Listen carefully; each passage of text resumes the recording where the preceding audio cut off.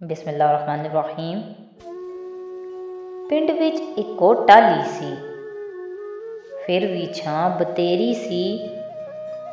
ਪਿੰਡ ਵਿੱਚ ਇੱਕੋ ਟਾਹਲੀ ਸੀ, ਫਿਰ ਵੀ ਛਾਂ ਬਤੇਰੀ ਸੀ। ਨਾ ਕੋਈ ਆਪੋ ਆਪਣੀ ਸੀ, ਨਾ ਕੋਈ ਮੇਰਾ ਮੇਰੀ ਸੀ। ਸਾਂਝੀਆਂ ਪੱਗਾਂ, ਸਾਂਝੀਆਂ ਇੱਜ਼ਤਾਂ, ਸਾਂਝੇ ਦਾਰੇ, ਸਾਂਝੇ ਘਰ ਸੀ। ਸਾਂਝੀਆਂ ਕੰਧਾਂ, ਕੱਚੇ ਕੋਠੇ, ਕੱਚੇ ਵਿਹੜੇ, ਖੁੱਲ੍ਹੇ ਦਰ ਸੀ।